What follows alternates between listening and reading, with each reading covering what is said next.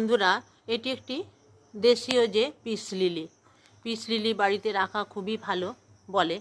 তো এই গাছটি যত্ন কিভাবে করব, হালকা মাটি বালি এবং আমি যেটা করি সবসময়তেই 70% ওই যে সবজির খোসা টোসা পুরো টবে ভর্তি করা থাকে, তারপর মাটি ছড়িয়ে গাছটি লাগাই।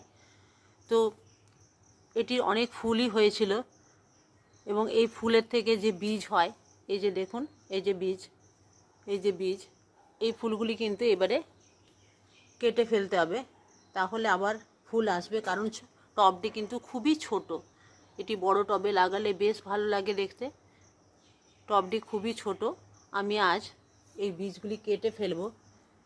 এই বীজগুলিতে গাছ হয় কি না আমার জানা নেই, তবে হওয়ার চান্সই আছে। কেননা এই যে দেখাচ্ছি, এই বীজগুলি আমি আবার মাটিতে ফেলে দেব। তো এই বীজগুলোর থেকে এই ফুল হয় ঠিকই, আবার সাইড থেকে প্রচুর চারাও বেরোয়।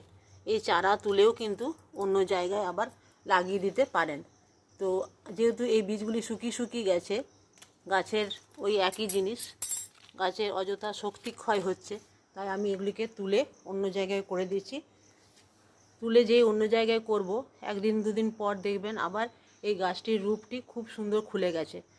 কারণ এতে অনেক ফুল ফুটেছিল এবং এইভাবে যদি বীজ হয়ে থেকে যায়, তাহলে গাছের রূপটি কিন্তু একটু ম্লান হয়ে যায়।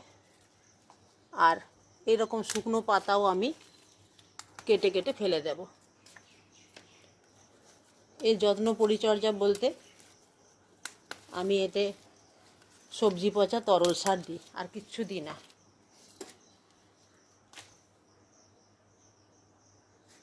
এখানে একটি গাছও, এটি আমি ছোট্ট একটি ডগা রাস্তার ধারে পড়েছিল, সেটি থেকে তুলে এনেছি। দেখুন, একদম ফুলদানির মতো লাগছে। অনেকের পরিচিত গাছ এটি, মাটিতে পুঁতে দিয়েছিলাম, হয়ে গেছে।